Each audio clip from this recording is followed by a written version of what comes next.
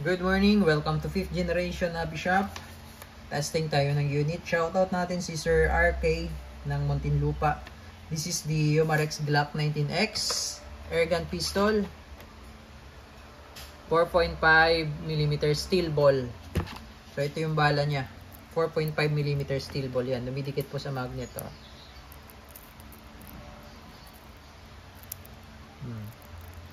So mas maliit po siya sa bala ng airsoft, pero bulitas.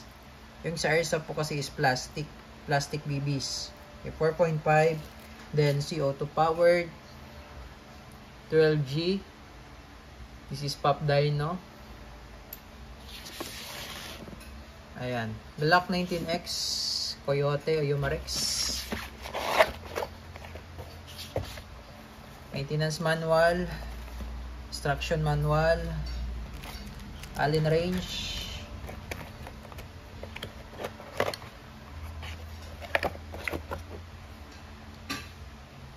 yung unit.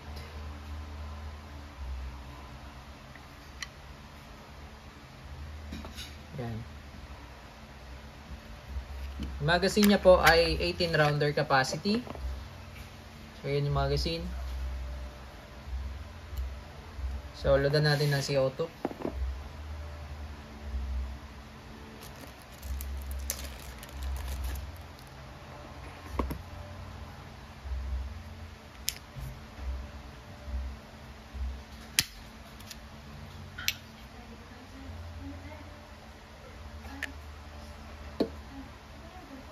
Lagyan lang natin ng konting silicone oil.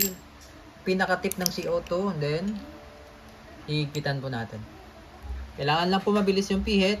At once na nabutas na po yung CO2, hindi na po kailangan tanggalin yun, no? Yan. Tamang higpit lang po. Okay. So yan, nabutas na po yan.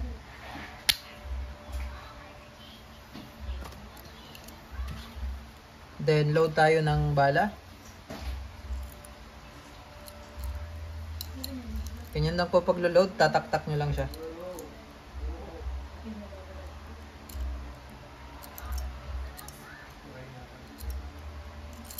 Okay, yan lang muna.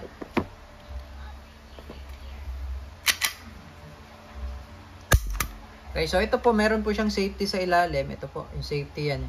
Makikita nyo po, pag red, that's fire. So fire po yan. Malalim po yung trigger nito, sir, hanggang dulo. Ayan. Malalim po yan. Sagad nyo sa dulo. Ngayon, pag isi-safe nyo siya, makikita nyo po, kulay puti. Kulay puti po yan. So, hindi po yan kakalabit. Yan. Okay. So, testing po. Glock 19X airgun pistol by Yomarex. Testing po. Glock 19X airgun pistol. Firing.